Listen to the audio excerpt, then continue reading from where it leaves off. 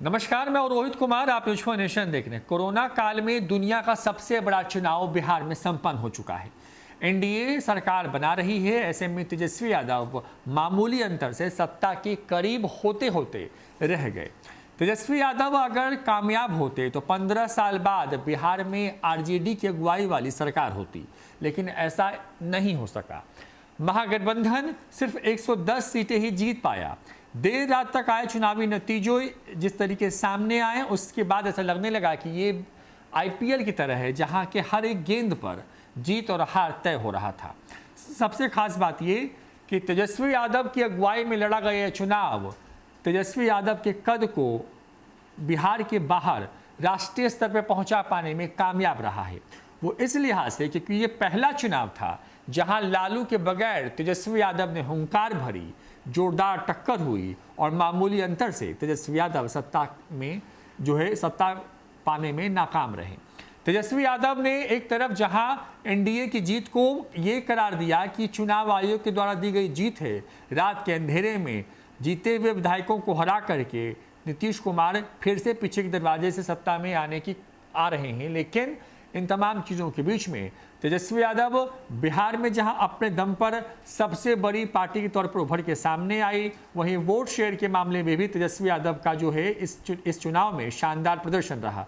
लालू यादव की गैर मौजूदगी में, बगैर उनके ठेठ अंदाज के तेजस्वी यादव ने जिस तरीके से चुनाव लड़ा, जिस तरीके जनसभाओं में भीड़ उमड़ी और जिस तरीके से कांटे का मुकाबला देखने को मिला, उससे तेजस्वी यादव को लेकर के बिहार के बाहर भी अब चर्चा शुरू हो गई है।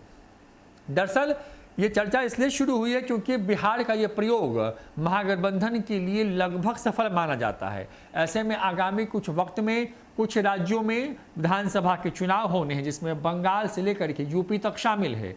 लिहाजा तेजस्वी यादव के नेतृत्व जैसे ही किसी नेतृत्व की तलाश अब राष्ट्रीय स्तर पर अलग अलग राज्यों के लिए पार्टियां करने में लग गई हैं। सबसे बड़ी बात ये कि तेजस्वी यादव को लगातार फेल कहा जा रहा था। जिस तरीके से जंगल राज की दुहाई दी जा रही थी, जिस तरीके से तेजस्वी यादव को घेरने के लिए, और खुद आरजेडी ने भी इस बात को कोट किया कि तेजस्वी यादव को हराने के लिए बीजेपी और एनडीए के 30-30 हेलीकॉप्टर लगे हुए हैं। इन तमाम चीज़ों के बीच में तेजस्वी यादव का शानदार प्रदर्शन ये बताता है कि तेजस्वी यादव बिहार के साथ साथ अब राष्ट्रीय राजनीति के पटल पर एक बड़े नेता के तौर पर उभर के सामने आए हैं। खास करके पिछले कुछ दशक की अगर बात करें तो युवा चेहरा जिसने इस तरीके की कामयाबी हासिल की हो, वो वैसे नेताओं की अगर बात करें तो वो बस गिने चुने ही लोग हैं। तेजस्वी यादव ने बिहार की राजनीति में वो कमाल करके दिखाया जो आज तक कोई नहीं कर पाया। तेजस्वी यादव ने अपने हिसाब से मुद्दे सेट किए, चाहे वो बेरोजगारी का मामला हो, पलायन का मामला हो, 10 लाख नौकरी का मामला हो। ये वो मुद्दे थे जो पहली बार बिहार की सियासत में विपक्ष के द्वारा सेट किए गए और पूरा सत्ता पक्ष उन्हीं मुद्दों के इर्द गिर्द घूमता नजर आया। जाहिर तौर पर तेजस्वी यादव के लिए चुनाव में भले ही वो मुख्यमंत्री नहीं बन पाए हों नतीजों के बाद, लेकिन तेजस्वी यादव की पहुंच या फिर उनकी जो एक तरीके से कहें कि जो दस्तक है वो राष्ट्रीय स्तर पर है और वहां तेजस्वी यादव हार करके भी जीतते नजर आते हैं।